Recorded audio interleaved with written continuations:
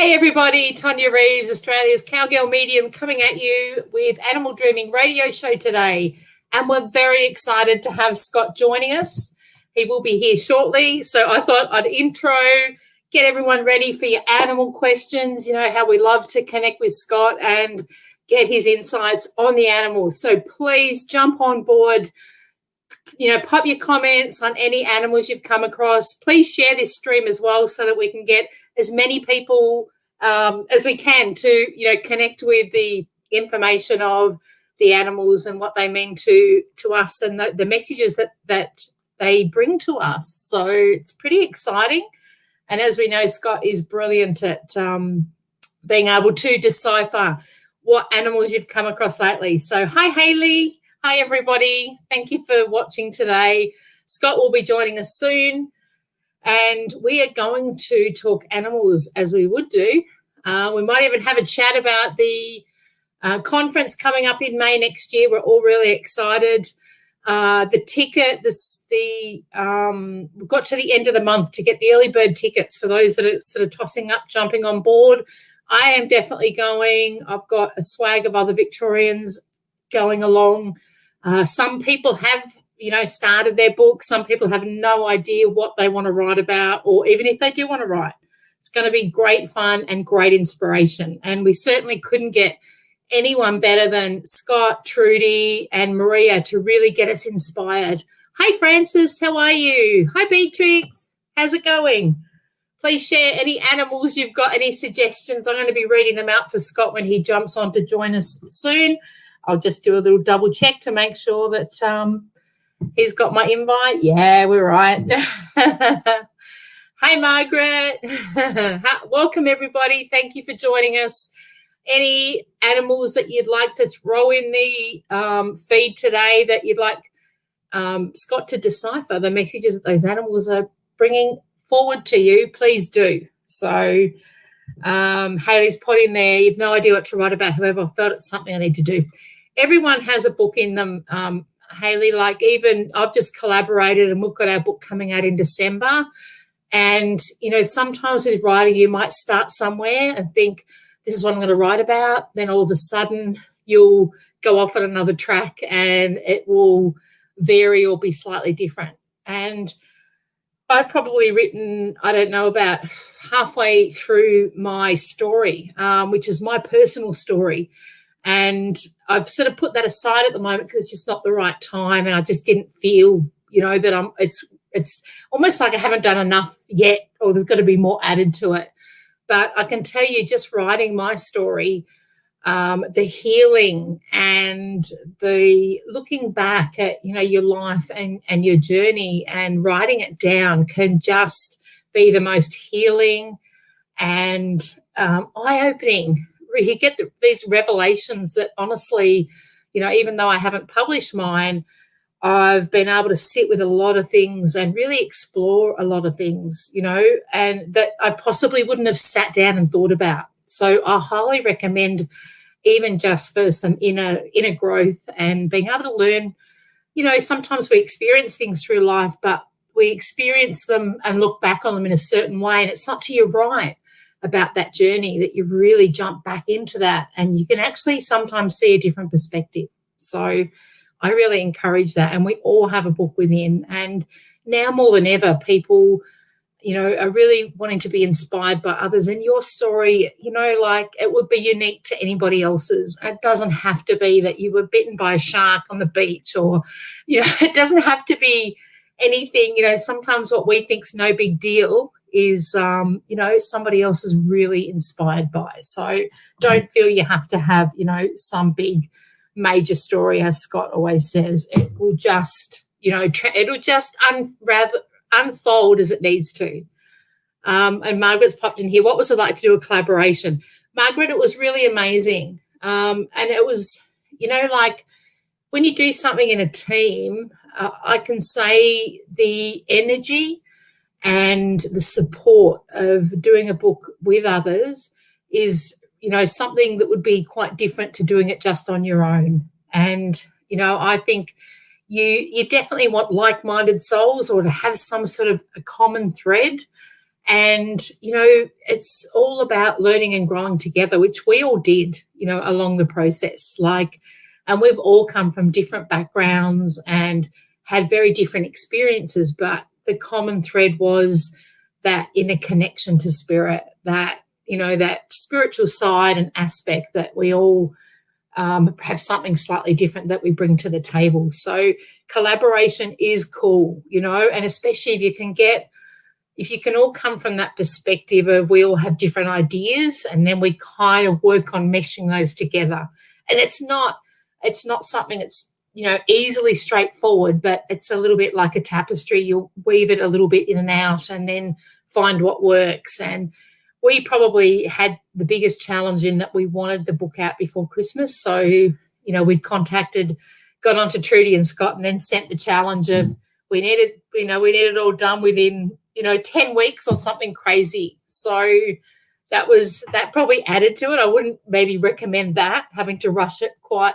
Well, when I say rush it, it's not rushing it. We were on a deadline, and we have looked back and thought if we didn't have that deadline, we probably would still be doing it. We probably still wouldn't be a print. So, but it just had its little challenges, like getting everyone on the same page, making decisions quickly, all of that kind of thing was a challenge, but we certainly got there. And it's something that I think is great, and it's a great opportunity to, connect with others and share your story. So, I highly recommend a collaboration for anyone that's thinking of doing that. And you're more than welcome to shoot me a message, or Scott and Trudy. They help you along the way. So you don't feel like you're in it on your own. And that's the beauty of conference, is we're all going to connect and be there as a support for each other. And I don't think you can beat that. I really don't. You've got a team of supporters there, and we're all there wanting to see everyone blossom and grow. And there's a lot of power within that. And I know at conference we're going to have a ball. And look, it's really well priced for the 3 days. It's up at the Gold Coast. It's going to be a lot of fun. And for one, I'm really excited. I know we've got a great group gathering for that. It's not till May next year, so you've got a bit of time. You can jump on and get the early bird special for the ticket, and, then just sort out, wait a little bit closer. For a lot of people are for accommodation. There is accommodation available if you say that you're part of the publishing event. They look after you on price, but you can pay that off. There's so many options. So don't feel, if you're thinking, oh, I'm not sure that I have the money, get your ticket, and honestly, you'll be able to work it out. And it's going to be a lot of fun. So I'm looking forward to connecting to many of you. So so pop that on your calendar. That's in dates. I'm like, next year. Who's totally whacked with dates with COVID? It's been what month is it? I got my Christmas tree out today. I thought, I'm with everyone. Let's put it up early, because you know what? This year's been a long year. So very, very interesting. Thank you, Margaret. Thank you for your feedback. Can't wait to read it. Yeah, it was a great process. I really, if you network with others that, you have a great connection with, great fun to do a book together. And Jacinta shares. Jacinta's part of our collaboration as well. She thinks Spirit was making sure we managed to write our book in a timely manner.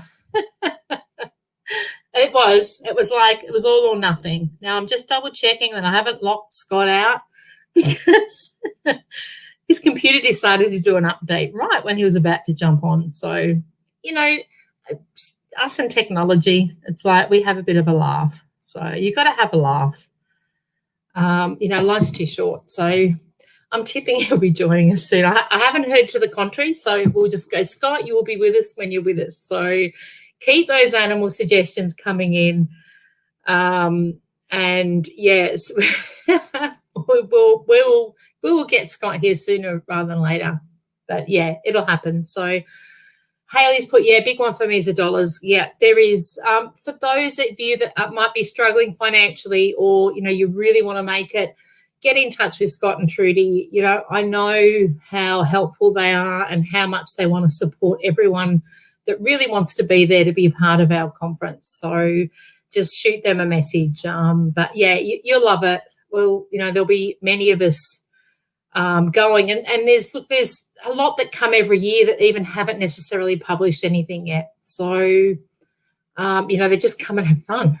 So even if don't feel you're quite ready for your story, but you'd like to get inspired on what that story could be, then just come along and join us. It's it will be fun.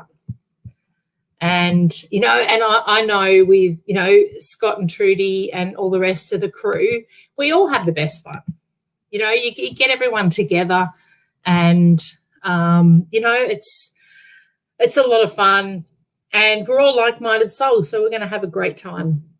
So, and I'm putting it out there because I want borders to be open, because hey, we all want to get out there and be able to travel. So slowly but surely. Here he is.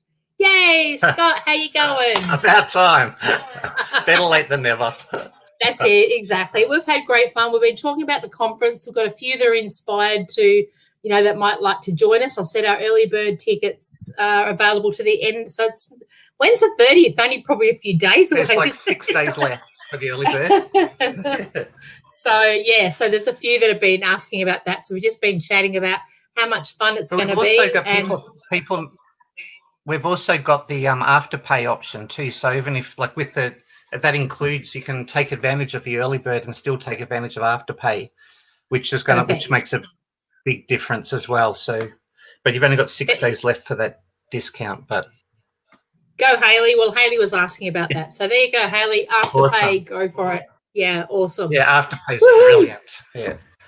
So we've got a few animals coming up, Scott. Let's have a little look.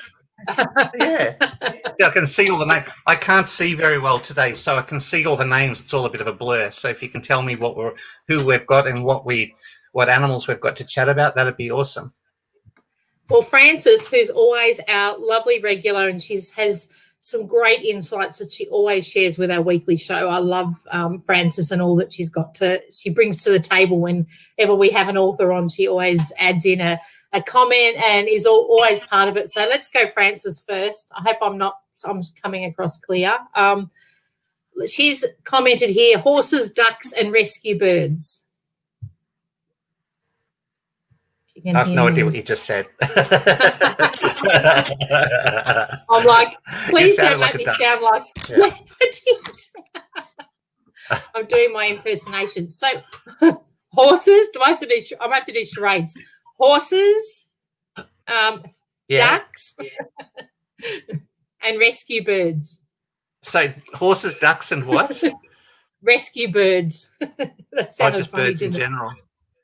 Well, and with these animals, I can't see the thing. So is it they were just Frances is just asking generically about them, or she had an encounter of some kind?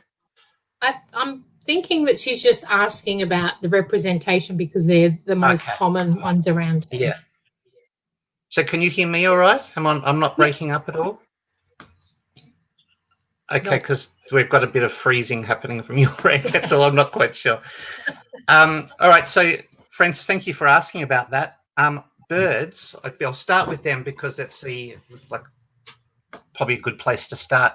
Birds are obviously ruled by the air element, not like us. We're ruled by the earth element because we're mammals, and we nurture our young. We feed them milk. We've got the warm blood. We've got the covering of fur like a mammal would have. So we're exactly the same as a mammal.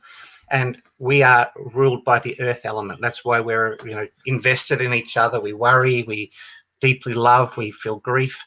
Birds, on the other hand, are ruled by the air element, which suggests that they're more ruled by their head and what makes sense, as opposed to us who are ruled by the heart.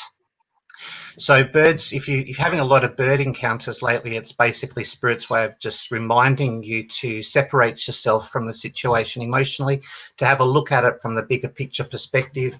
Ask yourself what makes sense, what doesn't make sense, what would be a good idea, what wouldn't, without getting too emotionally invested in the outcome or how your decision may affect other people. Horses speak about movement and travel and passion and power. When I say power, I'm not referring to control. I'm talking about the power that comes with knowledge. So a horse gives us the opportunity to journey to places we might not normally get to see or to experience. And it's no different in an energetic sense, because the horse leads us, out of through our higher self. It also draws us in for an inner journey to the inner landscape. So horse is passion, power, movement, and travel. So if we were to look at those things, the horse could be saying, maybe the idea of moving or traveling isn't a bad idea. Maybe it's something that you've been yearning for a while. Maybe there's a need for a bit of an adventure. Maybe you're, but also it's about your personal power and the knowledge that you hold within yourself, the knowledge that you've gathered over the years, the wisdom. That's personal power that you have, that you can share with others to empower them. So horse talks about,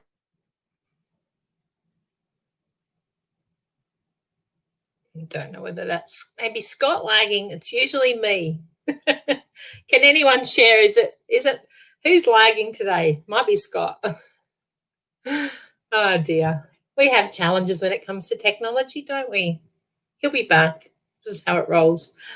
Yeah, I'd love to hear. If you can still hear me, am I clear?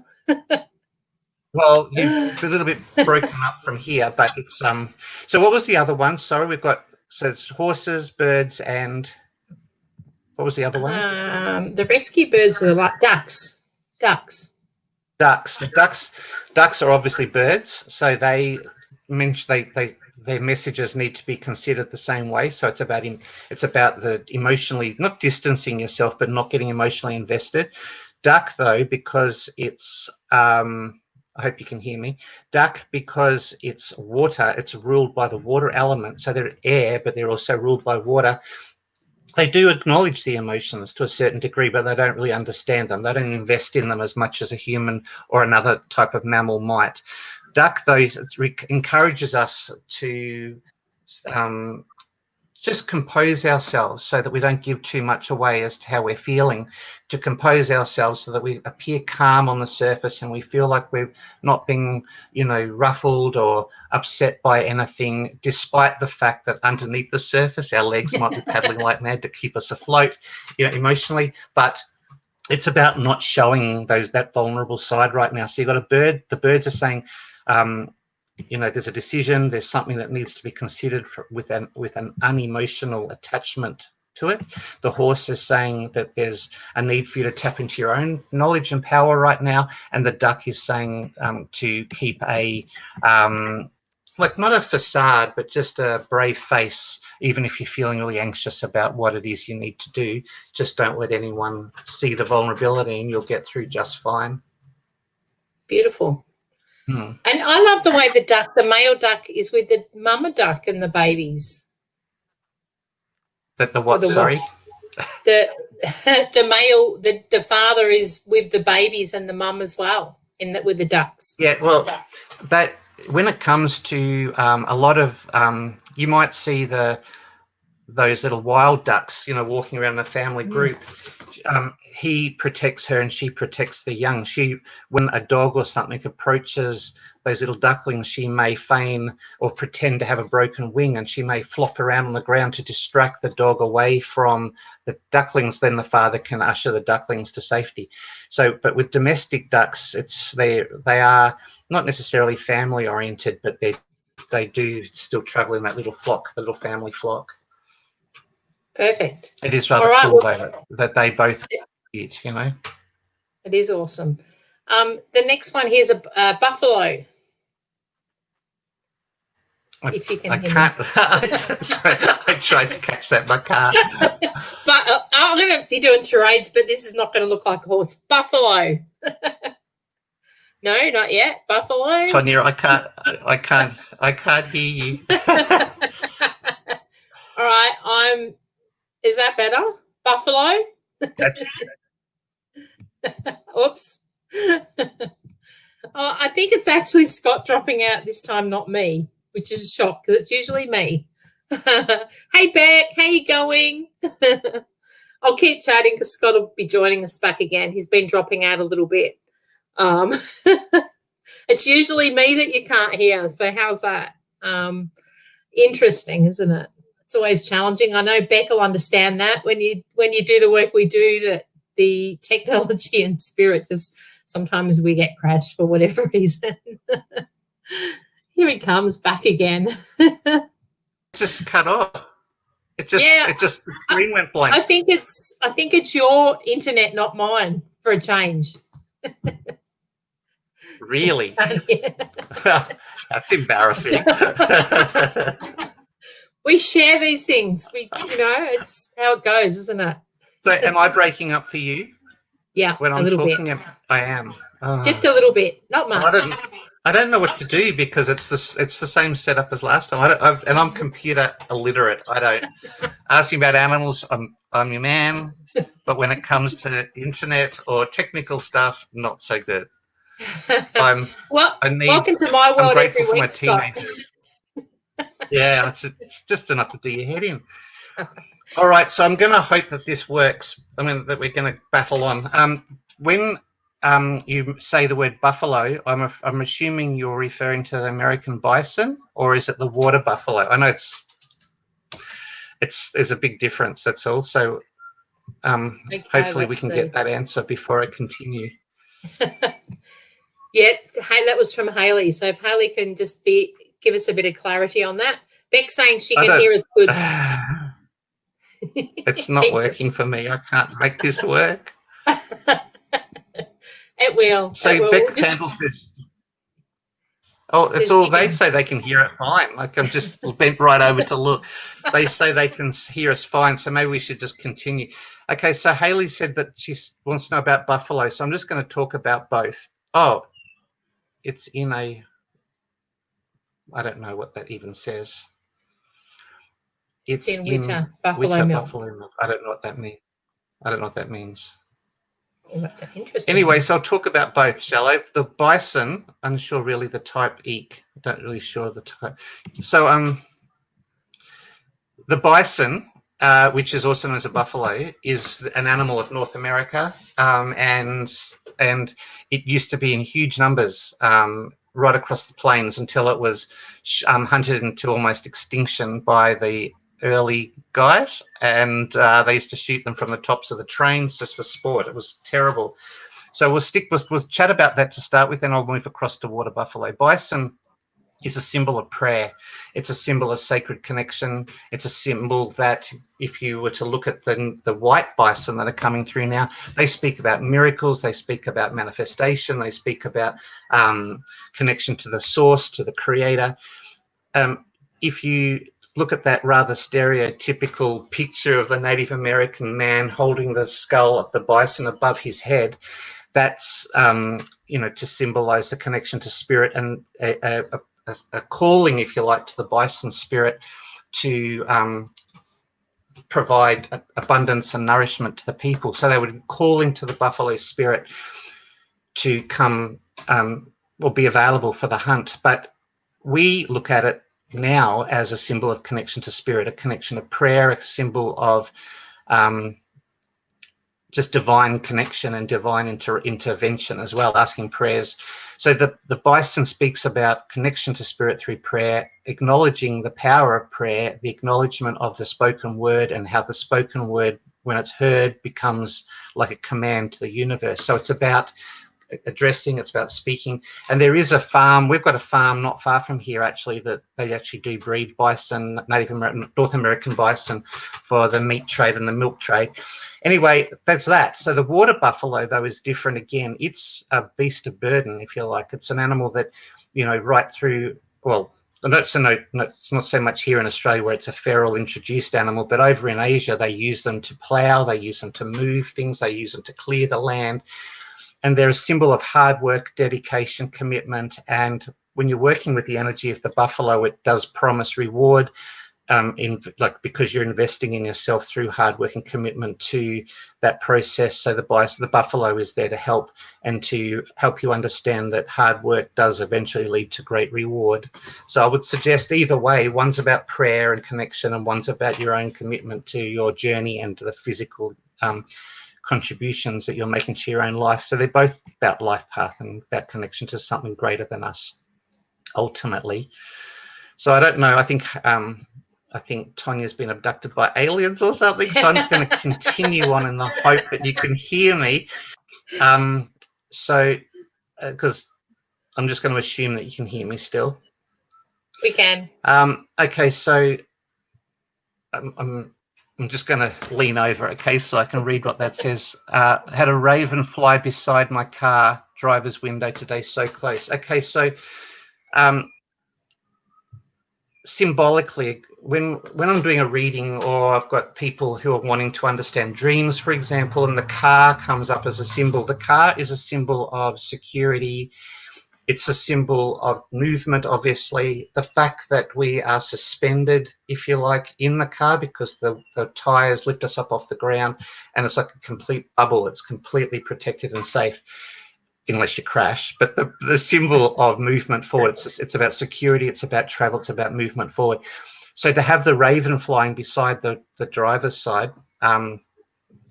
as a window of opportunity, if you like, there to see something magical about to come into your life. Ravens fly in flocks called unkindnesses. So with the raven says, okay, well, you know, if you're obviously manifesting, you've been putting out a lot of prayers and intentions, even if you've not been conscious of it. We've been listening to your words. The Spirit's saying this. We're listening to your words. We're listening to your intentions. And whatever it is you're asking for is possible. But you're going to maybe need to make some changes or adjust the scenario slightly, or and the reason why they fly in flocks called unkindness is because sometimes their messages come through and we go, I don't want to do that. It's not fair. Why should I have to do it again by myself? Or this isn't can't someone else help with this or take a bit of responsibility as well? So the raven's like, no, you've got to do it all yourself. And we're expecting you to do this, and we'll match your efforts dollar for dollar, if you like. So raven's there to help you to manifest, to bring from the dream state, like the pondering state, the in-between world space, to the physical. They're helping you to manifest and to bring birth, whatever it is, into the world. There's a window of opportunity right now for you to do that. You may have to step out of your comfort zone a little bit, step out of the place of comfort in order to continue to move forward. But the ravens are definitely saying that they hear your prayer and they're acknowledging, and that whatever it is you're asking for is in the process, in the pipeline, we'll say. Does that make sense? I hope so.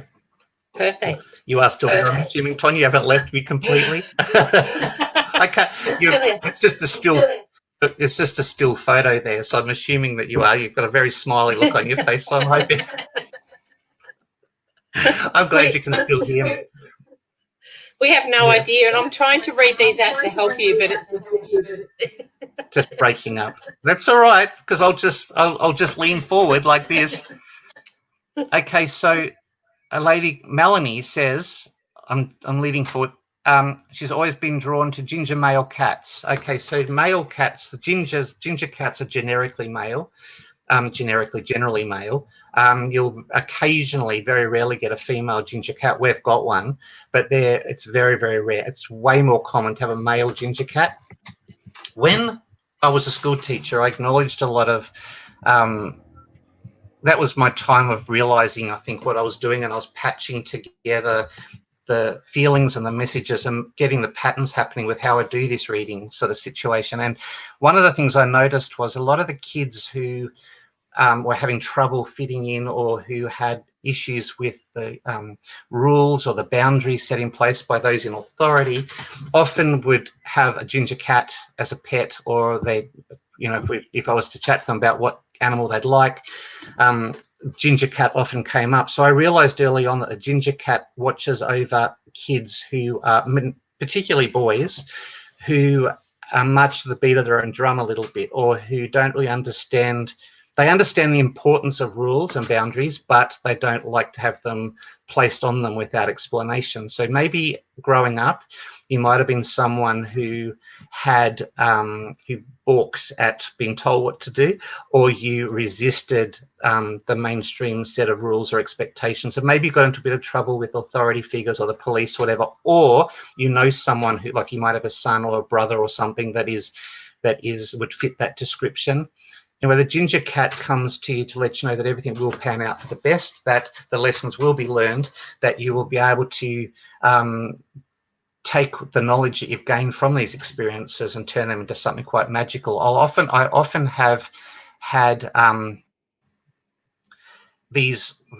watching the kids growing up who I noticed had the ginger cat energy about them, you know, they might have started off resisting the rules or getting in trouble with the police or getting in trouble with authorities, only to grow up to become advisors to youth, or, you know, they may, once they figure out, step into the energy of the ginger cat properly and understand that these boundaries are put there to protect and to guide, they often grow up to be those people that they were lacking in their youth. So it's a really powerful totem to have, and I'm really glad you've acknowledged it, because a lot of people would just assume that was just another cat, but it's the colour that makes it so special. Right. So I hope that helps. I can't hear you, Tonia, so I'm just going to assume that you're... Oh, you are still there? Great. I don't know if I lean forward. My daughter's just come to rescue me with her good eyes.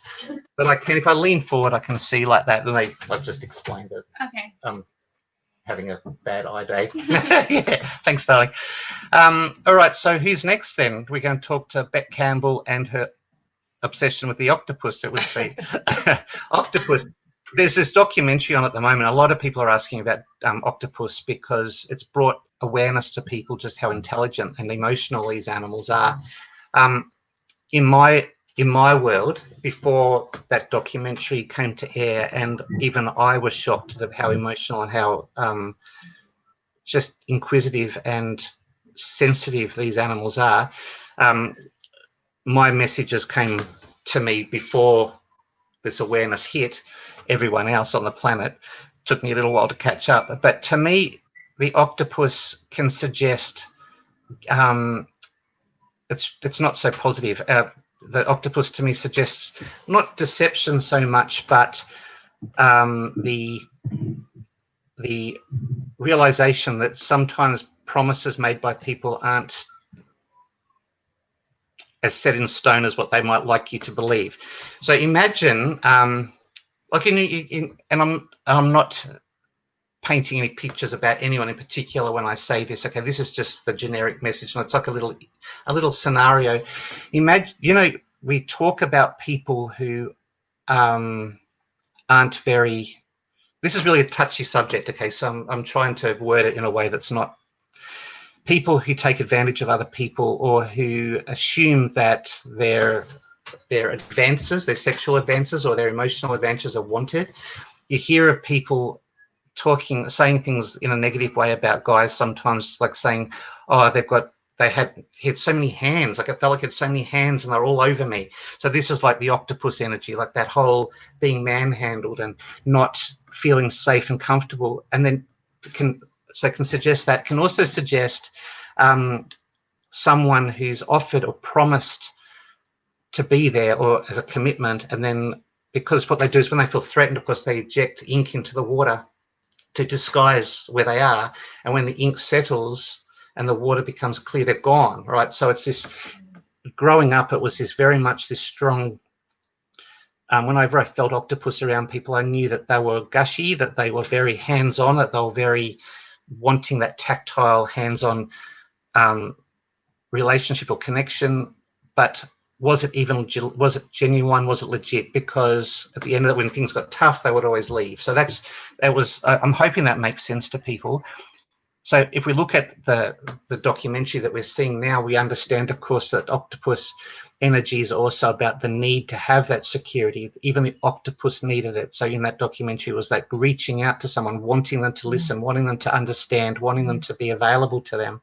So there's that as well now. I've added that to my little list. But to me, the octopus was always a warning. Don't allow someone's smooth tongue or the way that their silver tongue to draw you in. If you get that awkward feeling, it's definitely not, it's not legit. There's something not going on, and they'll probably vanish once they get what they want.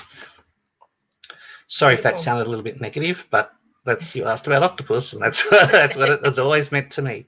It's a warning. It's not the animal itself does not have anything negative about it. It's just a warning. Just be aware of this could be what's happening or unfolding for you. Okay, so Rosella's, I can see that clearly there because it's Rosella. I can't see what's after that, but Rosella's. Okay, so if you, apart from the fact that they remind me of tomato soup. It's a dad joke, but it's I'm joking about that. Or we've got more parrots and in Australia than we have anything else. Sometimes I think we're so lucky to have the array of parrots and parakeets and lorikeets and all those. So whenever I look out the window here where we live, we get a huge array of parrots here. Whenever I look out and see the rosella, we get the eastern rosellas here. We occasionally get the crimson rosellas, but not very often, but we get the easterns a lot. And I look out there and I'm reminded of how fortunate I am to be able to perceive colour. And a lot of people can't, not, in the clear sense like others can. Animals, there's some animals that see everything in black and white. So we're very fortunate. The colour energy is what I'm being reminded of when I see these parrots, though, because they're asking us to be aware of how we present ourselves. So if you're having a really down day, you'll be more likely to want to wear dark colours that are going to help you hide or camouflage. If you're having a really fiery day, you might be inclined to wear red. And these things are great, but just to be aware that sometimes the colour we wear will also influence our perception of the world, or maybe it'll mirror or reflect how we're feeling. So when you're having a really, really down day, instead of wearing black, perhaps you could try wearing like a pale blue and this is what these birds are telling us. They're reminding us of the power of colour. They're also, because parrots can be very territorial, they're also reminding us to be tolerant.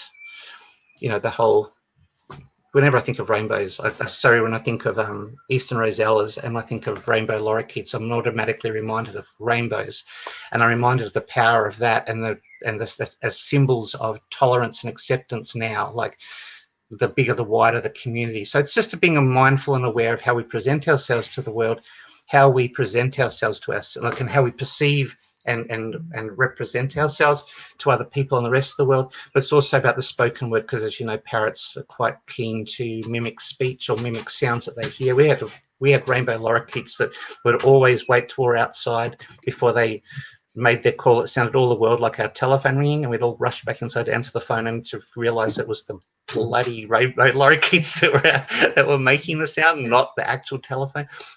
So it's also about choosing the words and making sure that what we're saying is what we mean, and not saying saying things just to get a reaction or get a bite out of people.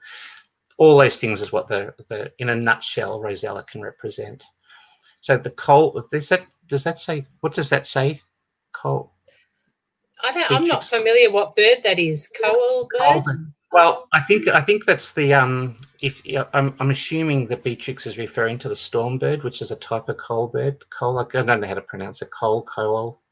Anyway, the storm bird is one of it fits into that family, and that's what I'm going to go with, because we get the storm birds here, and all morning leading into the afternoon, I've been hearing them calling, so I know that there's a storm coming. So when you have the storm bird in your space, it can be a warning. Be careful of, again, words, because we don't want to trigger an argument. We may be aware that someone may be going to say something that we may misinterpret. So just really be careful to listen properly so that we don't trigger a discussion that wasn't necessary. Incoming changes, a bit of a shake-up, someone dropping a bundle that's going to have a ripple effect. All these things can be represented by the storm bird. So I hope that helps, Beatrix. Just all about being aware. Beautiful. Let's have a look. We've got a few there. If you can hear me, Scott, I'm not sure. Yes, I can hear. Look, miraculously, it's all padded. It's all eased up. I can't read that though. I'm sorry. You're going to have to. It's butterflies. Heaps of butterflies. Okay. Here. All right. So, and can you please tell me the person's name, because I think I recognise the. Keela. Keela, yeah, that's what I thought. I wasn't going to assume, because it's blurry. Okay, so, Keela, it's lovely to hear from you. I hope you're doing well. Butterflies. Okay, they touch on so many different things. Okay, so butterfly can talk about rebirth. butterfly can talk about moving from a state of feeling awkward and clumsy to a state of feeling free and aware and alive, because it talks about that change, the process of breaking free of old restrictions, for example. They can also be a symbol of the afterlife. So there may be someone in spirit who's trying to reach out to you right now, or make contact, or let you know that they're doing okay, or just to let you know that they are watching you and that they are going to help you and support you through a process. Butterflies, though, I don't know if too many people realize that butterflies are deaf. They can't hear, and that comes with becoming a butterfly. As a caterpillar, they go through this whole process of I can never say the word metamorphosis. They change, and they build the chrysalis, because they don't build like a moth. A moth will go out and gather things and create a cocoon in which to do their transforming in, whereas a butterfly literally creates this case that comes and grows around them while they don't build anything. It just comes from within them. So it's this voluntary, in inverted commas, process of change, where they know that they're going to go through a period where it's going to be very uncomfortable, and can be, because like literally everything has to break for a caterpillar to become a butterfly. They've got to literally change everything about themselves in order to make way for wings which weren't there before, and the shifting of their legs to the forefront of their body, so that they've got the balance when they're flying. They don't want legs at the back, which are only going to weigh them down. And, in the process of all this miraculous change, they gain the power of flight, but they lose the ability to hear. So butterfly, to me, in lots of ways, speaks about that trusting your other senses. Butterfly says the freedom comes when you stop worrying about what other people are thinking or what other people are saying. Perhaps this is one way of looking at it, that the freedom comes with you shutting off from what everyone else's expectations are, or criticisms or descriptions of you or whatever, so that you can sit in your power. Someone recently said to me, this whole worrying about what everyone else is doing, and social media has made it 1,000 times worse. But they said to me, we're all, and we're everything, and yet we're nothing. So once you can just accept the beauty and the magic that comes with just living in the now, and just knowing that everything's the way it should be, even if it differs to what everyone else's opinions are, then that's where you find true bliss and happiness. So I hope that helps. They are trying to lift you up. There's someone in spirit, I believe strongly, that's guiding you, and maybe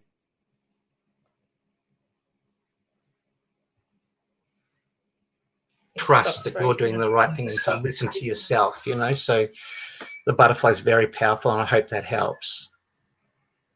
We've got the elephant is the next one, if you can hear me. Okay, so I know I'm being a picky Virgo, but could we, I'll talk generically about elephant, but African elephants and Indian elephants, their message is different. But, so if we just look at, I'm just going to go with African, okay, because I'll talk about both. How about that? Asian elephant, essentially, in a nutshell, comes into our life to help us remove obstacles. They're a very powerful force that keeps the pathway clear for us. And if you ask the spirit of the elephant to be with you to help remove unwanted obstacles or obstructions, and they could just be, they don't have to be a physical thing. They could be an emotional block. They could be a fear. Like you might have been given an opportunity to speak on stage, and the idea of speaking on stage frightens you. So you can call the elephant energy in to remove the fear and the anxiety, so that doesn't become a block that's going to hinder you when you're in your power on the stage.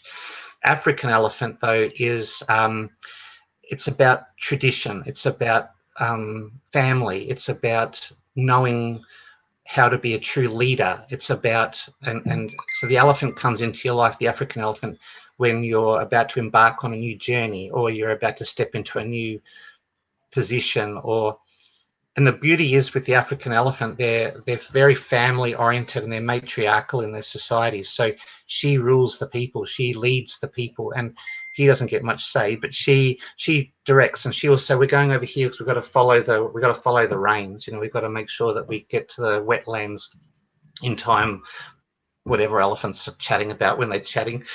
We need to go over there. And so they have to make decisions as to how to make sure that journey is unhindered by blocks and obstacles in a way, but they're more about the journey. The Asian elephant is more about the removal of obstacles. So anyway, I hope that helps. I don't know how to, I can't make it any more specific because I don't know which sort of elephant we're talking about, but okay. So then we've got owls. Owls landing. I see the word owls is my favourite word. And above your head at night, just sitting on the power. Okay, so I'm doing it again. We have no idea what sort of owl that is, so I'm just going to assume I'm going to go with tawny frogmouth for some reason. It's just the gut feeling I've got. You'll often see them on the power lines actually at night because they're there, and particularly where the street lights are. You'll find them there even more often because they're waiting for the moths and things to come drawn to the light, and so they like to swoop down and grab them, or the little bats or whatever that come to eat the insects, the little insectivorous. So they eat them. That's got really nothing to do with the message. Owl generically, or generically speaks about warning against. Again, it sounds a bit superstitious, but warning against false friends, warning against people who promise the world but sort of have no desire or intention to deliver anything.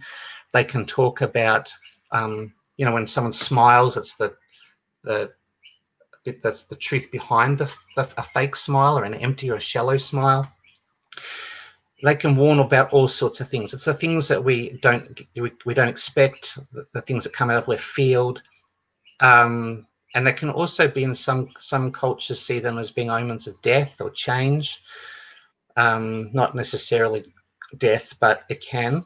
They're also symbols of good luck. I'm just talking generically because I don't know what sort of owl it is, but in short, owls, when they come, you know that the spirits are watching, that there is something that's not, because they fly silently. When an owl flaps its wings, the air passes through the feathers and they don't make a flapping sound. So it's they're silent flyers.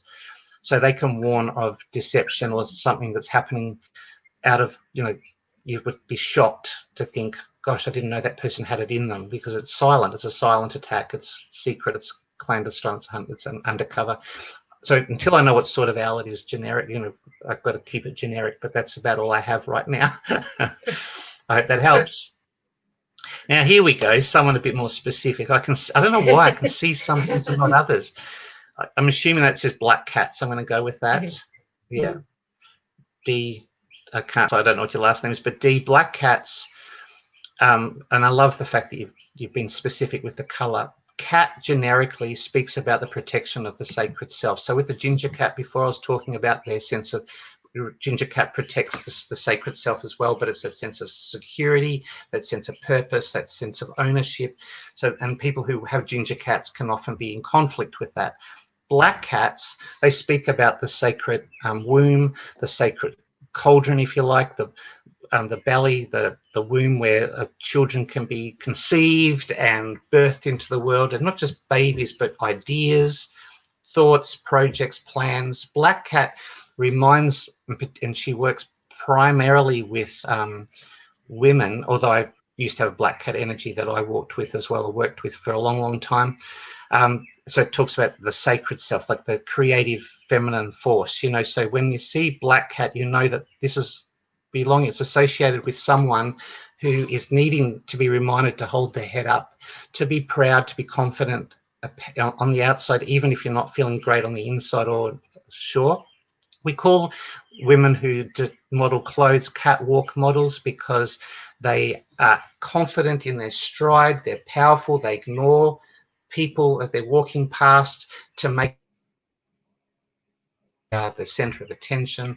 So black cat comes into your life to do the same thing, to teach you to hold your head up, to be proud of who you are, to strut your stuff, and to not see yourself as being there for the service of other people, but more to see that the world actually, holds potential to give you power to be more self-governing. Black cat, I could talk about it, but it's very personal. A lot of the stuff talks about abuse. It can talk about sexual abuse. It can talk about all sorts of things. And in those situations, into our life to offer us healing, to give us some support and strength as we regain a sense of ownership of our feminine creative self or our creative center, which often has been violated by this abuse, where we lose a sense of self-governing, and we lose that confidence. Anyway, so Black Cat says, we can do this together. I'll teach you how to hold your head up. But keeping in mind that witches had black cats too, okay? So the black cat is a symbol of the womb. It's a symbol of the cauldron. And if you put a fire under a cauldron and put magical products, items in, and let it boil and bubble, then magic comes out. So that, you know what I mean? And there's a very famous story of a magical cauldron.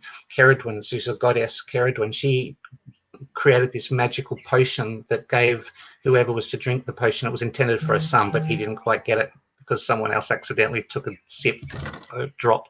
But in that potion, the intention was to give her son, who wasn't very attractive, he was quite ugly, so he needed something to get him through life, right? So the mother decided, I'll create this cauldron of knowledge to give him all the power of the universe, the knowledge of the universe. So Black Cat, it's all about that. It's about the womb. It's the cauldron. It's about you remembering that you actually know stuff and you have power, and it's just about remembering and reaccessing that and reharnessing it so that you can take control of your future instead of letting the past control you. Does that make sense? Yeah.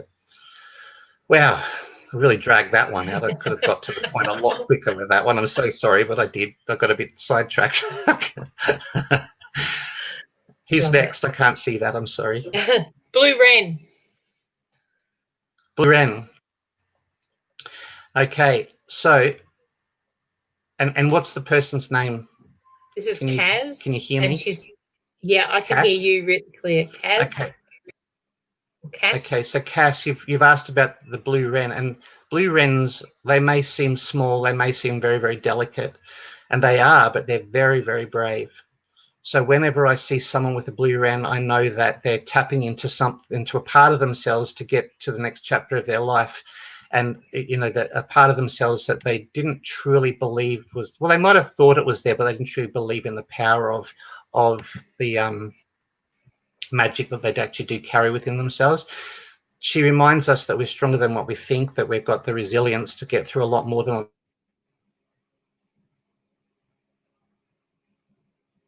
our wrens. They talk about communication and self-expression. They can talk about that as well. When we see blue wrens, because this is our personal connection to blue wren, we know that my mother-in-law is around. That's her symbol. So she passed away a little while back, and whenever we see blue wren, we know that she's with us. So there's lots of different ways to look at blue wren, but essentially it's just a little reminder, a gentle little reminder.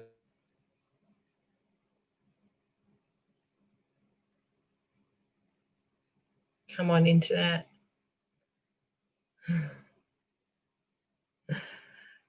We take it in turns freezing up, Scott, I think. At least we're consistent. I'm sure he'll be back on in a second. I think, can everyone hear me okay? I think. Poor Scott. This is, yeah, freezing. Are we both freezing, can I ask?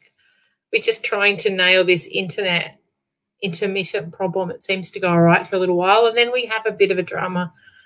Can just, you know, be the way that things are as well. So I'll see if Scott might not be able to. Let me see. Okay, so you can hear me okay, Dee? I'm assuming you mean yes. Yeah, okay, cool. So Scott will be probably back, but he's buffering at the moment. All right.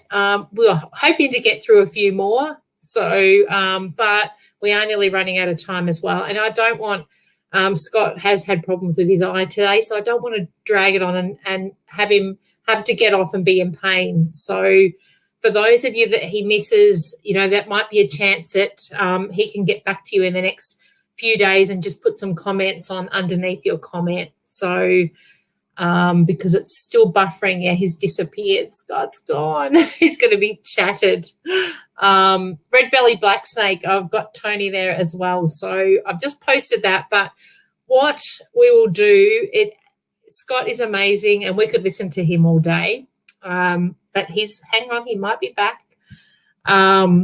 we are nearly at the end of our hour anyway, but we'll see if we can get Scott back up. He's back. Yay. I don't know what's going on with our internet. We're taking it in turns today, Scott. Like, it's just how it is, isn't it? Can you hear me? You can't hear me very well either, can you? No. Mm-mm. Well, I was just saying we're coming to the end of the show, but I don't want you to have to keep reading because you can't hear what I'm saying. And he's gone again. Yeah. Oh, no, Scott. So anyway, this has been a little bit challenging with our internet, but hey, that's how things roll. So I do apologise. We have been trying to work it so that this doesn't happen, but hey, that's life and things happen. So I'm thinking that I will wrap this up because we've come to our hour mark, and we so appreciate you all coming on and sharing your animals and your animal stories that are really big. And I know Scott loves to connect, and he's the absolute amazing. His insights are just, we could sit here and listen to him all day, couldn't we? I mean, everyone's the same. We all love hearing him. So for those that receive messages, thank you for posting up your animal queries. Scott does come on once a month, so he will be back. So keep those animal messages, keep taking notice. Make sure that you have his book on hand. It's brilliant. I've got it close by all the time so I can check out the meanings of these animals. And his cards are amazing too. And what I find with the cards is I have a little book with me from his deck of cards, so you can actually see, if you want to have that handy, because it's only small, you can carry that around with you and just look up the animal interpretations. So I'm going to wrap up because I think like I said, poor Scott, he has had a little bit of drum with his eye today, and he's done a great job. And of course, then me trying to interpret our messages have been challenging. But we thank you all. We love you being part of Animal Dreaming Radio, and we will be back on Thursday. So at the moment, leading up to Christmas, we're doing Tuesdays and Thursdays so we can fit in all our amazing authors. So we're going to have some great authors coming up, and it wouldn't be a show that it is without the support of you all. So thank you so much. We really appreciate your support. And for those that are sharing our shows, thank you so much. We really, really appreciate it. And I hope to meet many of you at conference in May next year. So thank you all. We will see you on Thursday at 11. And thanks heaps for your support. We much love to you all from myself, Scott, and Trudy. And we will be back with you again soon. Thank you so much. Take care. Have an absolutely wonderful week. Keep checking out those animals. Take care, everybody.